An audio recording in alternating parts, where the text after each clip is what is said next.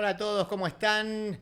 Hoy es la tercera entrega de la sección de historias a la carta que le dedicamos a Louis Ferdinand Céline, hoy la última, a su vez. Estuvimos repasando aspectos de su historia, de su obra, siempre a partir de su intercambio epistolar. Ese es el origen, ese es el núcleo, es la excusa de esta sección. Poder conocer personajes, poder conocer eventos históricos, siempre desde la fuente de las cartas. Y en este caso son cartas desde la cárcel, que se han reunido en distintas ediciones.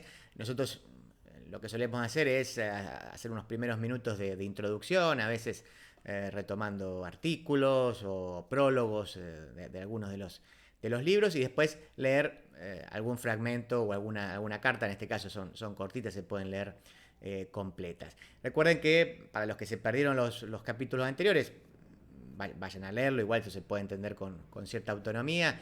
La controversia son la publicación de una serie de libelos de perfil claramente antisemita, antijudío. Y todo lo que le costó a él eso, obviamente la acusación además de colaboracionista, de pronazi. Él estuvo preso, y de ahí surgen las cartas en Dinamarca. Es condenado en ausencia en Francia. Luego finalmente es indultado, termina regresando a Francia, pero su figura claramente nunca pudo recuperarse de ese tipo de afirmaciones en texto, que además incluso vendieron mucho. Si ustedes siguieron la continuidad de estas entregas, en las cartas también aparece fuertes declaraciones siempre contra los judíos. Muchas veces esta idea de, bueno, yo soy tan víctima como ellos. Bueno, varias veces aparecen referencias de ese tenor. Bueno, en esta última entrega encontré una nota. A ver dónde estaba esto. Es una nota firmada por Marc Basset. Esto es en enero del 18. A propósito de lo que en ese momento iba a ser la reedición de uno de estos textos antisemitas. Después fue tal el escándalo que finalmente Gallimard fue para atrás con la edición. Pero en ese momento la noticia era que se reeditaban. Y esto es interesante porque a su vez, aunque resulte sorprendente, los derechos los tenía su mujer, y su mujer estaba viva. De hecho, a los 105 años, con 105 años es que ella permite la reedición de uno de estos textos tan controversiales. Ella nunca había querido avanzar en ese sentido. Entonces, a ver, les leo esa nota y después vamos a terminar con lo que se conoce en algunas de las ediciones como la carta número 19, que es una carta de Céline justamente a su esposa. Dice Marc Basset, 10 de enero del 2018. Céline intratable. Francia sigue sin perdonar a Céline. Ese es el título y la bajada de la nota. Dice, el libro más maldito del escritor francés maldito del siglo XX pronto estará en las librerías al alcance de cualquier lector. Dice, la editorial Gallimard prevé publicar en 2018, de Bagatelas para una masacre, el virulento panfleto antisemita de Céline, escrito en 1937, panfleto... esperen que me perdí. Sí, ahí está. Reeditado bajo la ocupación nazi y nunca más publicado por orden del autor y tras su muerte en 1961 de su viuda Lucette de Stouch, ¿no? El anuncio de que la viuda de 105 años permitía su reedición en Gallimard junto a otros textos de la época ha provocado desde peticiones de censura hasta una advertencia del gobierno francés a la editorial. El debate revela la dificultad que suponía aún abordar a una de las figuras más insignes de la literatura nacional, autor de obras maestras como Viaje al fin de la noche y al mismo tiempo de incitaciones al odio como los panfletos en cuestión.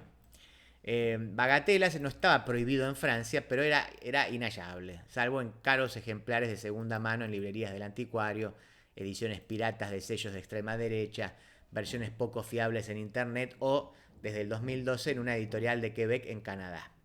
Es esta edición elaborada por el profesor de literatura Teta Mansi y publicada bajo el título de Escritos polémicos sí los hay, la que servirá de base para la que debe publicar Gallimard probablemente a finales del año, en este caso 2018, ¿no?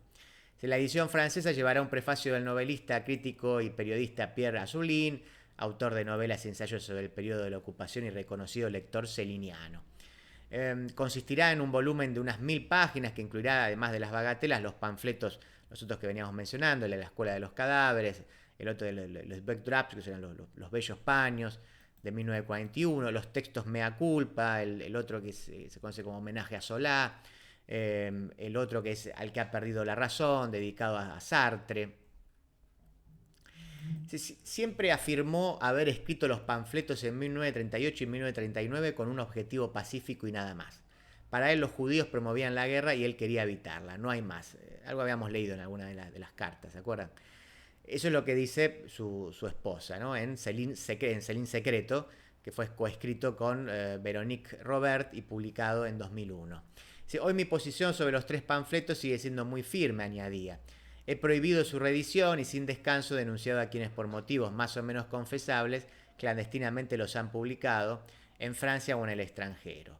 Estos panfletos existieron en un contexto histórico determinado, en una época particular, y a Luis y a mí solo nos trajeron desgracias.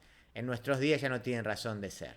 Aún hoy, justamente por su calidad literaria, pueden ostentar ante algunos espíritus un poder maléfico que yo he querido evitar a todo precio. Eso decía en esa edición del 2001, en esa publicación. Entonces es difícil hacerse una idea del lugar extraño que ocupa Céline en el panteón literario francés, un nombre difícilmente comparable a otros en otras literaturas, a la vez un clásico y un apestado.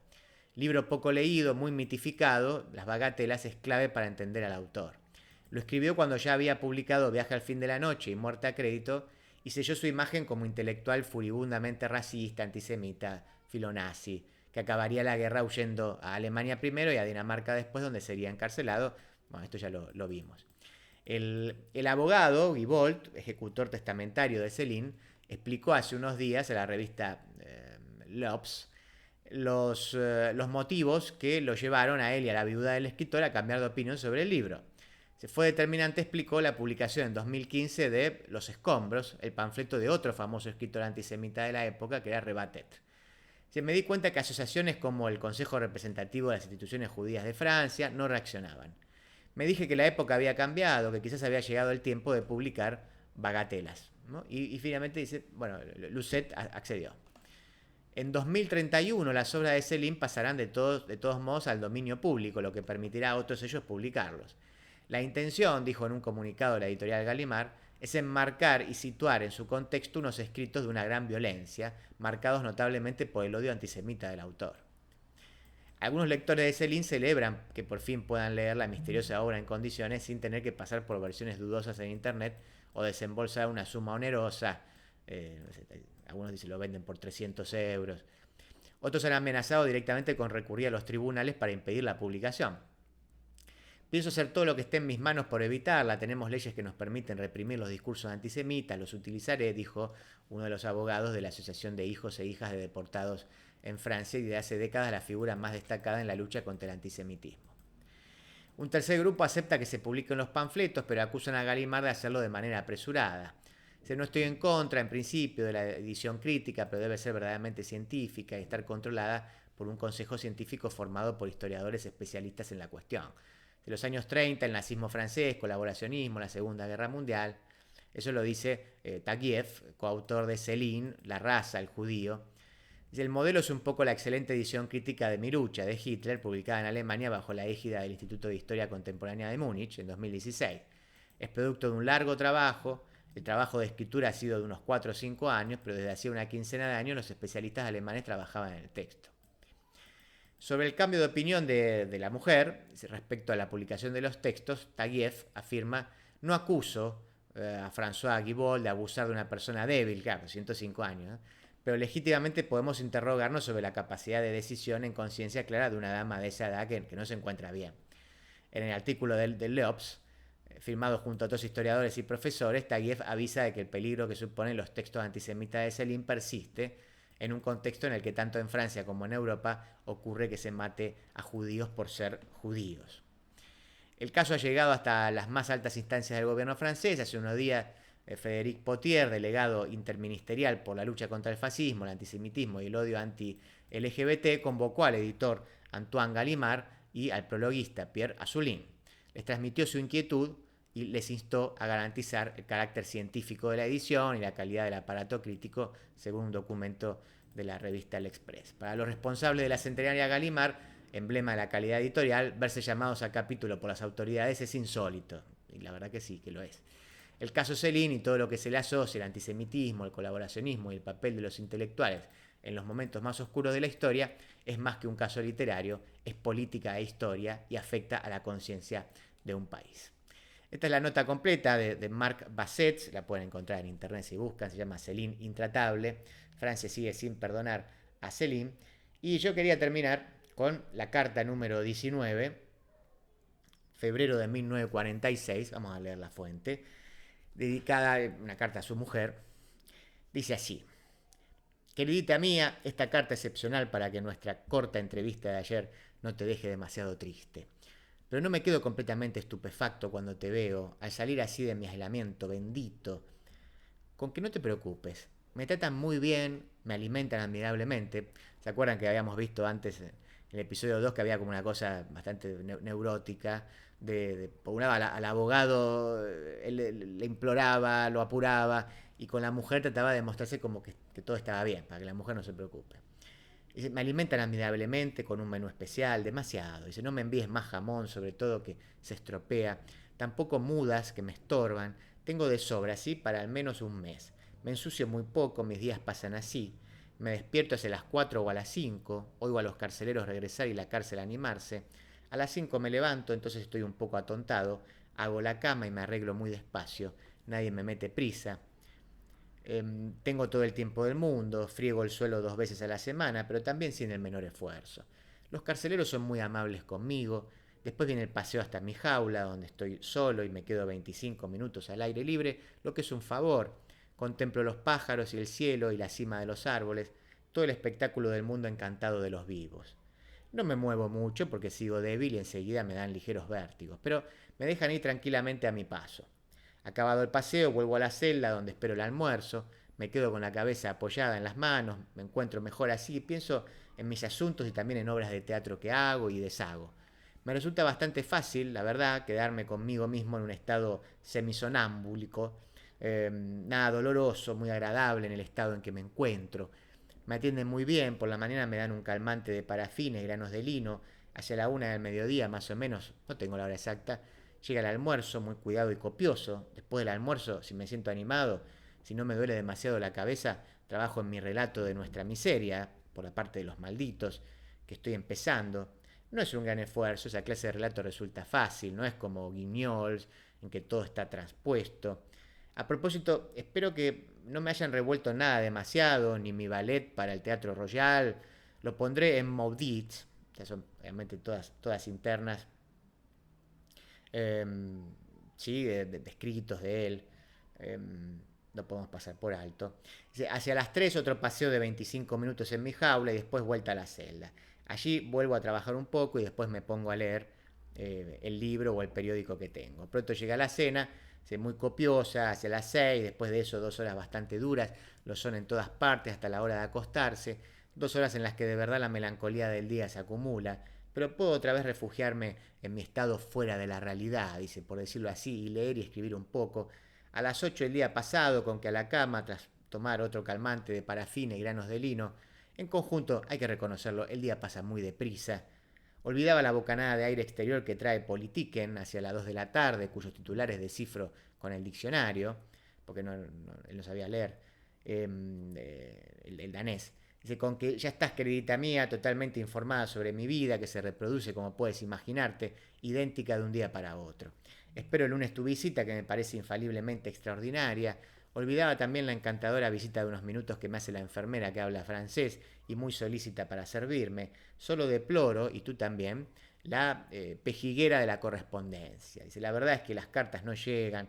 Cuando pienso en que mi carta a Mikkelsen se ha perdido, tendría otras que enviarle Mikkelsen era el abogado, tendría otras que enviarle de la mayor importancia, ya no me atrevo. ¿Estaría mal la dirección? Es el 45 de Bradgate. Bueno, seguramente no. Aquí juguetean con las cartas. Ninguna de las tuyas de la semana pasada me ha llegado aún. Evidentemente no podemos presentar ninguna queja. La cárcel es un lugar sagrado en el que las reglas son misteriosas e implacables. No había que venir y ya está. Y ya me alegro bastante de estar en ella. No molestes a nadie con tus reclamaciones. Recuerden que en realidad por suerte lo terminan a él encarcelando en Dinamarca porque finalmente eso es lo que lo va a salvar del pedido de extradición a Francia. Se resultaría inoportuna, cosa que debes evitar ante todo. Todo está perfecto así. Ya no necesito ver a los médicos. Han hecho por mí todo lo que podían hacer. Me gustaría ver a Hansen para hablar de esta relación en cuanto a varios aspectos que deben llegar absolutamente hasta Mikkelsen sin pasar por censura alguna. Los periódicos franceses me resultarían muy útiles también. Al fin y al cabo, mi asunto es político y si no me mantengo un poco al corriente de la situación, pierdo muchos medios de defensa. Si me sacan de una cueva después de un aislamiento total de varios meses, no podré aducir réplica alguna. La acusación tiene el juego muy fácil en esas condiciones. Lee tú misma a fondo la prensa francesa y sobre todo la Le Batel. Mikkelsen no tiene tiempo de leer todo eso, hay que aferrarse a Dinamarca. Es necesario que respondan negativamente a la embajada, el pedido de extradición. No tienen tratado alguno con Francia para la entrega de delincuentes políticos, dice él.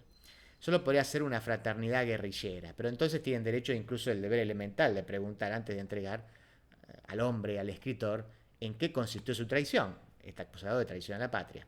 De eso el Ministerio Fiscal de París es totalmente incapaz, puesto que se trata de una acusación de farol. Se creían que lo tenían muy fácil, que los daneses pasmados me entregarían como una res. Charbonnier debe mascar el freno, pero él no cuenta. Es un sello, un tampón húmedo. Lo parece por lo demás. En París cuentan con acabar todos sus procesos para las elecciones de junio. Y mi testimonio habría aclarado muchos chismorreos y suposiciones sobre lo que sucedió en realidad. Los testigos independientes son rarísimos. Después, una vez exprimido el limón, se las habrían arreglado perfectamente para darme el paseillo. Si consideran traición mi paso por Alemania, entonces los 300.000 obreros franceses voluntarios. Yo nunca trabajé en Alemania. No sé nada de tu vida, espero que hayas reanudado tu trabajo, debes hacerlo. Si logramos de milagro enderezar nuestra pobre barca, seguramente nos veremos condenados a ir tirando gracias a nuestra astucia en algún rincón perdido. Tienes una técnica admirable, por lo que más quieras no la abandones. Eres más que admirable, de amabilidad ardiente y de genio valeroso. No te destruyas con la fatiga. Ten cuidado con los coches. Si tuvieras un accidente, no debe ocurrir.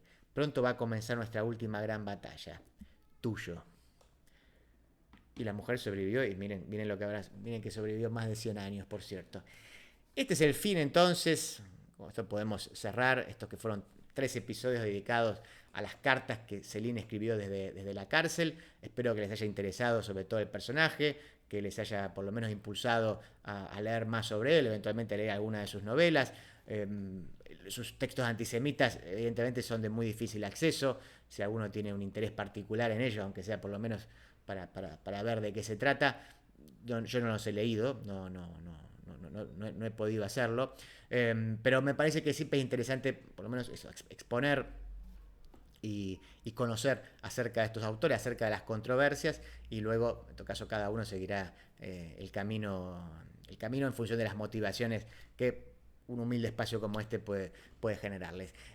Vamos a tener más de historias a la carta con otros personajes. Yo les había prometido algo de Kafka, algo de Abelardo y Eloísa. Hay algunas cositas más por ahí que tengo preparadas, así que en las próximas semanas seguramente habrá novedades. Yo por ahora me despido y nos volvemos a encontrar aquí en el canal.